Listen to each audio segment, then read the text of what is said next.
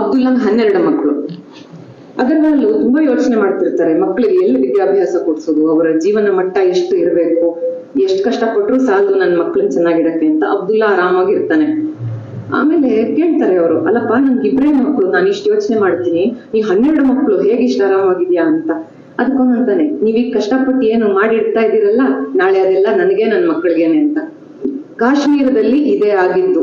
ಇವ್ರುಗಳೆಲ್ಲ ಅಲ್ಲಿ ಇರುವಾಗಲೇನೆ ಇವರ ಮುಸ್ಲಿಂ ಬಾಂಧವರು ಅನ್ಬೇಕೋ ಸಹೋದರರು ಅನ್ಬೇಕೋ ಬಂದು, ನಾಳೆ ಈ ಮನೆ ನನಗೆ, ಈ ಮನೆ ನನಗೆ, ಈ ಮನೆಯ ಹೆಣ್ಣುಮಗಳು ನನಗೆ, ಇಂತಿಂತವ್ರನ್ನ ನಾನು ಅನುಭವಿಸ್ತೀನಿ ಅಂತ ಹೇಳ್ಕೊಂಡು ಗುರುತು ಹಾಕೊಂಡು ಹೋಗಿದ್ದಾರೆ.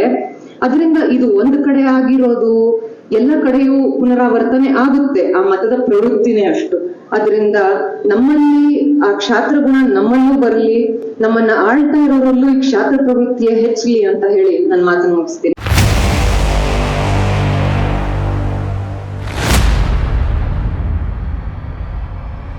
ನಮಸ್ಕಾರ ವೀಕ್ಷಕರೇ, ಇಲ್ಲೊಂದು ವಿಡಿಯೋ ಬಂತು. ಏನಂದ್ರೆ ನಂಜನಗೂಡು, ಬೆಂಗಳೂರು ಅಲ್ಲಿ ಇಲ್ಲಿ ಎಲ್ಲಾ ಕಡೆ ಮನೆಗಳನ್ನ ಹೊಡಿತಾ ಇದ್ದಾರೆ.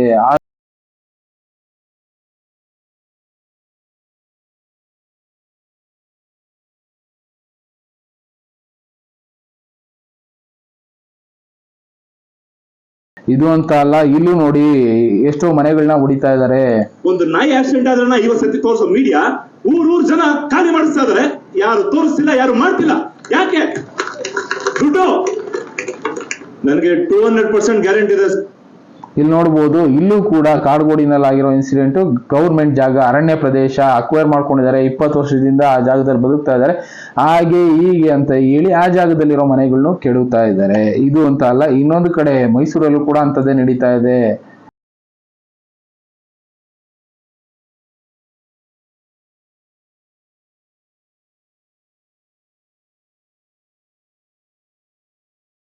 ಇಲ್ಲಿ ಒಂದು ಪ್ರಶ್ನೆ ಎಲ್ಲರೂ ಕೇಳಿದ್ದು, ಯಾಕೆ ಹಿಂದೂಗಳೇ ಟಾರ್ಗೆಟ್ ಆಗಿದ್ದಾರೆ, ಹಿಂದೂಗಳ ಮನೆಗಳು ಯಾಕೆ ಟಾರ್ಗೆಟ್ ಆಯ್ತು ಅನ್ನೋ ಪ್ರಶ್ನೆ ಎಷ್ಟೋ ಜನ ಕೂತ್ಬಿಟ್ಟಿದೆ.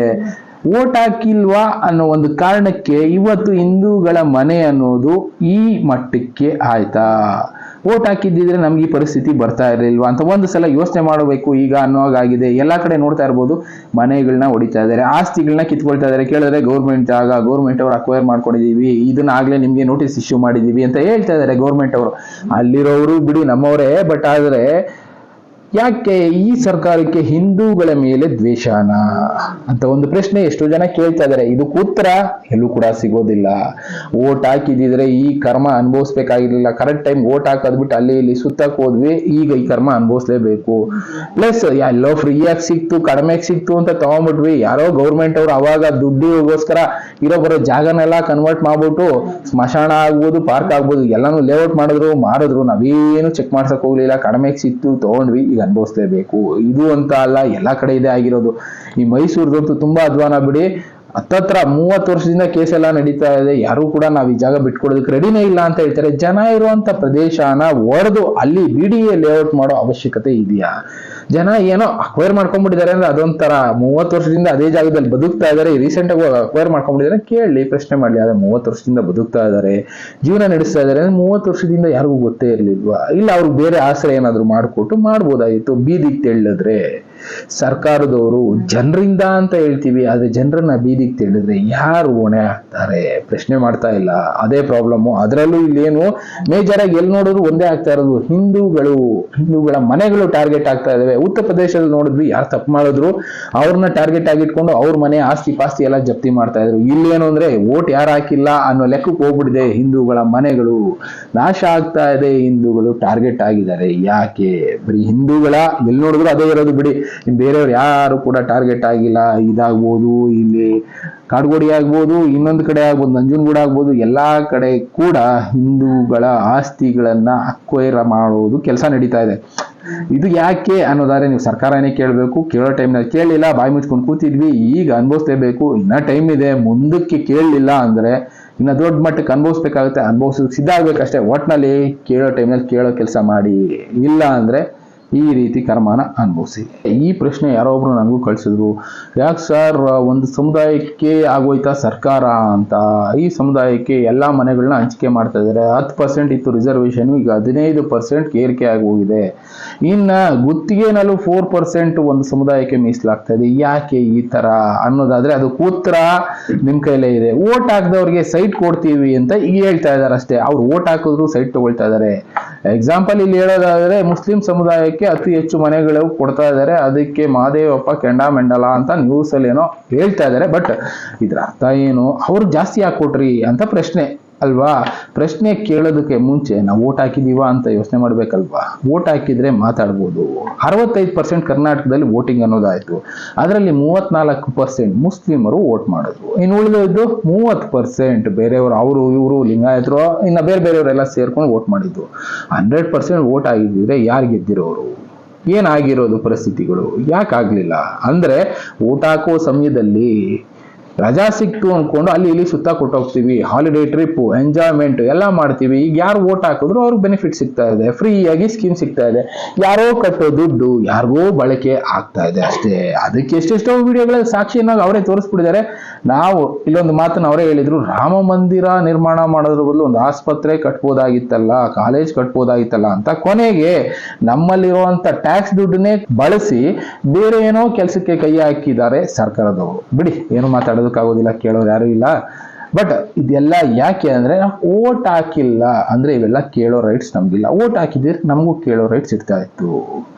ನಮ್ಗೆ ಯಾಕೆ ರಿಸರ್ವೇಶನ್ ಕೊಡ್ತಾ ಇಲ್ಲ ಅಂತ ಕೇಳೋ ರೈಟ್ಸ್ ಇರ್ತಾ ಇತ್ತು. ಓಟ್ ಹಾಕಿರೋರಿಗೆ ರಿಸರ್ವೇಶನ್ ಕೊಡ್ತಾ ಇದ್ದಾರೆ, ಸ್ಕೀಮ್ಗಳನ್ನ ತರ್ತಾ ಇದ್ದಾರೆ, ಅವ್ರಿಗೆ ಬೆನಿಫಿಟ್ ಮಾಡ್ಕೊಡ್ತಾ ಇದ್ದಾರೆ. ಫ್ಯೂಚರ್ ಅವ್ರಿಗೆ ಓಟ್ ಬೇಕು, ಮತ್ತೆ ಅದಕ್ಕೆ ಏನೇನು ಬೇಕು ಅದನ್ನ ಮಾಡ್ಕೊಳ್ತಾ ಇದ್ದಾರೆ. ನಮ್ಮವ್ರು ಓಟ್ ಹಾಕಲ್ಲ, ಮನೇಲಿ ಮಲ್ಕೊಂಡಿರ್ತೀವಿ, ಅಯ್ಯೋ ಬಿಡಪ್ಪ ಯಾಕೆ ಹಾಕ್ಬೇಕು ಅಂತ ತಲೆ ಕೆಡಿಸ್ಕೊಳ್ದೆ ಆರಾಮಾಗಿರ್ತೀವಿ. ಈಗಲೂ ಹಂಗೆ ತೆಪ್ಪಗಿರಿ ಅಂತಾನೆ ಸರ್ಕಾರದವರು ಹೇಳ್ತಾ ಇರೋದು. ಯಾಕೆ ನಮ್ಮ ಮನಸ್ಥಿತಿ ಬದಲಾಗಲ್ಲ? ನಾವ್ ಯಾಕೆ ಓಟ್ ಹಾಕಕ್ ಹೋಗಲ್ಲ? ಓಟ್ ಹಾಕಿದ್ದಿದ್ರೆ ಇವತ್ತು ಈ ಪರಿಸ್ಥಿತಿ ಬರ್ತಾ ಇತ್ತಾ? ಬೇಡ ಬಿಡಿ, ಈಗ ಆಗೋಗಿರೋದಕ್ಕೆ ಏನು ಮಾಡೋದಕ್ಕಾಗೋದಿಲ್ಲ. ಮುಂದೇನಾದ್ರೂ ಸ್ವಲ್ಪ ಎಚ್ಚೆತ್ಕೊಳ್ಳೋಣ. ಅದು ಇದು ಎಲೆಕ್ಷನ್ಗಳು ಬರ್ತಾನೆ ಇರುತ್ತೆ, ಹೋಗಿ ಓಟ್ ಹಾಕೋ ಪ್ರಯತ್ನ ಮಾಡೋಣ. ಓಟ್ ಕೊಟ್ಟವ್ರಿಗೆ ಫ್ಯೂಚರಲ್ಲೂ ಬೆನಿಫಿಟ್ಗಳು ಸಿಗ್ಬೋದು. ಈಗ ಓಟ್ ಹಾಕಿರೋರಿಗೆ ಬೆನಿಫಿಟ್ಗಳು ಕೊಡ್ತಾ ಇದಾರಲ್ಲ, ನೋಡ್ತಾ ಇದೀವಲ್ಲ, ಆ ರೀತಿ ಬೆನಿಫಿಟ್ಗಳು ಫ್ಯೂಚರ್ ಅಲ್ಲಿ ನಮಗೂ ಸಿಗ್ಬೇಕು ಅಂದ್ರೆ ಓಟ್ ಹಾಕೋದನ್ನ ಕಲ್ತ್ಕೊಳ್ಳಿ. ಓಟ್ ಹಾಕುವಾಗ ಯಾರ್ಗ್ ಹಾಕ್ಬೇಕು, ಯಾಕೆ ಹಾಕ್ತಾ ಇದೀವಿ ಅನ್ನೋದನ್ನ ತಿಳ್ಕೊಂಡು ಓಟ್ ಹಾಕಿ, ಆಗ ಬೆನಿಫಿಟ್ ಸಿಗುತ್ತೆ. ಇಲ್ಲ ಅಂದ್ರೆ ಯಾವುದೋ ಒಂದು ಸಮುದಾಯಕ್ಕೆ ಯಾರು ಓಟ್ ಹಾಕಿರ್ತಾರೆ, ಯಾರು ಅವ್ರನ್ನ ಗೆಲ್ಸಿರ್ತಾರೆ, ಅವ್ರಿಗೆ ಬೆನಿಫಿಟ್ ಮಾಡ್ಕೊಡ್ತಾರೆ. ಮುಂದಿನ ಸಲನೂ ಅವರಿಂದಾನೇ ಓಟ್ ಹಾಕಿಸ್ಕೊಂಡು ಎಲೆಕ್ಷನ್ ಗೆಲ್ತಾರೆ. ಮತ್ತೆ ಅದೇ ನಡೆಯುತ್ತೆ. ಮತ್ತೆ ನಾವು ಒಂದೆರಡು ಕಮೆಂಟ್ ಹಾಕ್ತಿವಿ, ಫೇಸ್ಬುಕ್ ಅಲ್ಲಿ ಒಂದೆರಡು ಪೋಸ್ಟ್ ಹಾಕ್ತಿವಿ, ಹಾಗೆ ಹೀಗೆ ಅನ್ಕೊಂಡು ಸುಮ್ಮನೆ ಹಾಕ್ತಿವಿ. ಇದನ್ನ ಬದಲಾಯಿಸ್ಕೊಳ್ಳಿ. ಆದ್ರೆ ಬದಲಾಯಿಸ್ಕೊಳ್ಳಲ್ಲ ಅಲ್ಲ, ಯೋಚನೆ ಮಾಡಿ ಏನ್ ಮಾಡ್ಬೇಕು ಬಿಡ್ಬೇಕು ಅಂತ. ಅದು ಇದು ಆಸ್ತಿ ಮಾಡಿದೀವಿ ಮಕ್ಳಿಗೋಸ್ಕರ ಮೊಮ್ಮಕ್ಳಿಗೋಸ್ಕರ ಅಂತ, ಅದನ್ನ ಬಂದು ಯಾರೋ ಕಿತ್ಕೊಂಡು ಹೋಗೋ ಕೆಲಸ ಮಾಡ್ತಾರೆ. ಯಾವ ತರ ಇರುತ್ತೆ ಅನ್ನೋದಕ್ಕೆ ಒಂದು ಎಕ್ಸಾಂಪಲ್ ಕೂಡ ಇವ್ರು ಕೊಟ್ಟು ಹೇಳ್ತಾರೆ. ಇಲ್ಲಿ ನೋಡ್ಬೋದು, ಅಬ್ದುಲ್ಲಂಗ್ 12 ಮಕ್ಕಳು.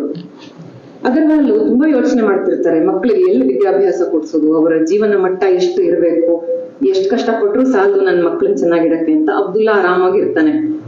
ಆಮೇಲೆ ಕೇಳ್ತಾರೆ ಅವರು, ಅಲ್ಲಪ್ಪ ನನ್ಗೆ 2 ಮಕ್ಕಳು, ನಾನು ಇಷ್ಟು ಯೋಚನೆ ಮಾಡ್ತೀನಿ, ನೀ 12 ಮಕ್ಕಳು ಹೇಗೆ ಇಷ್ಟ ಆರಾಮಾಗಿದ್ಯಾ ಅಂತ.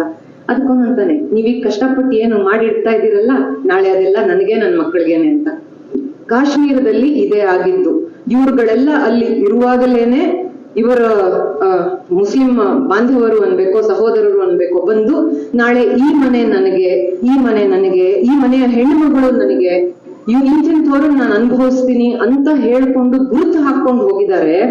ಅದರಿಂದ ಇದು ಒಂದು ಕಡೆ ಆಗಿರೋದು ಎಲ್ಲ ಕಡೆಯೂ ಪುನರಾವರ್ತನೆ ಆಗುತ್ತೆ. ಆ ಮತದ ಪ್ರವೃತ್ತಿನೇ ಅಷ್ಟು. ಅದರಿಂದ ನಮ್ಮಲ್ಲಿ ಆ ಕ್ಷಾತ್ರ ಗುಣ ನಮ್ಮಲ್ಲೂ ಬರಲಿ, ನಮ್ಮನ್ನ ಆಳ್ತಾ ಇರೋರಲ್ಲೂ ಈ ಕ್ಷಾತ್ರ ಪ್ರವೃತ್ತಿಯೇ ಹೆಚ್ಚಲಿ ಅಂತ ಹೇಳಿ ನನ್ನ ಮಾತನ್ನು ಮುಗಿಸ್ತೀನಿ. ಧನ್ಯವಾದ. ಇವ್ರು ಹೇಳಿದನ್ ಕೇಳಿದ್ರಲ್ಲ, ಬಟ್ ಅದನ್ನ ಹೇಳೋದಕ್ಕೂ ಧೈರ್ಯ ಬೇಕು ಅಂತಾನೆ ಯಾರೋ ಒಬ್ರು ಹಾಕಿದಾರೆ ಬಿಡಿ.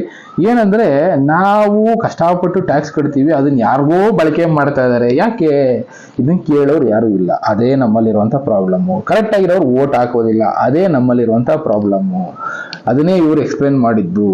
ನಾವಿವತ್ತು ಏನ್ ಸಂಪಾದನೆ ಮಾಡಿ ಇಡ್ತಾ ಇದ್ದೀವಿ, ನಮ್ಗೆ 2 ಮಕ್ಳು ಸಾಕೋದಿಕ್ಕೆ ಕಷ್ಟ ಅಂತೀವಿ. ಯಾವ್ದೋ ಒಂದು ಸಮುದಾಯ 12 ಮಕ್ಳು ಮಾಡ್ಕೊಳ್ಳುತ್ತೆ, ಅವ್ರು ಆರಾಮಾಗಿರ್ತಾರೆ, ತಲೆ ಕೆಡಿಸ್ಕೊಳ್ಳಲ್ಲ. ಯಾಕೆ ಅಂದ್ರೆ ನಾವು ಕಟ್ಟಿರೋ ಟ್ಯಾಕ್ಸ್ ಹಣ ಆಗ್ಬೋದು, ನಾವು ಕಟ್ಟಿರೋ ಇನ್ನೊಂದು ಆಗ್ಬೋದು, ನಮ್ಮ ಆಸ್ತಿ ಆಗ್ಬೋದು, ಎಲ್ಲ ಕೂಡ ಫ್ಯೂಚರ್ ಅಲ್ಲಿ ಅವ್ರಿಗೆ ಸಿಗುತ್ತೆ. ಯಾಕೆ ಅಂದ್ರೆ ಸರ್ಕಾರಗಳು ಹಂಗೆ ಮಾಡ್ಕೊಡೋದು. ಏನ್ ಮಾಡುತ್ತೆ, ಯಾವ ಸಮುದಾಯ ವೀಕ್ ಆಗಿದೆ ಅವ್ರನ್ನ ಬೆಳೆಸ್ತೀವಿ ಅಂತ ಹೇಳ್ಬಿಟ್ಟು ಬರೋದು ನಮ್ಮ ಹತ್ರ ಇರೋದನ್ನೆಲ್ಲ ಟ್ಯಾಕ್ಸ್ ರೂಪದಲ್ಲೋ ಇಲ್ಲ ಇನ್ನೊಂದು ರೂಪದಲ್ಲೋ ಕಿತ್ಕೊಂಡು ತಗೊಂಡೋಗಿ ಅವರು ಬಾಯಿಗೆ ಹಾಕುತ್ತೆ, ಅವ್ರು ಉದ್ಧಾರ ಮಾಡುತ್ತೆ. ಯಾಕೆ? ವೋಟಿಂಗ್ ಬ್ಯಾಂಕ್ ಅನ್ನೋದನ್ನ ಬೆಳೆಸ್ಕೊಳ್ಳುತ್ತೆ.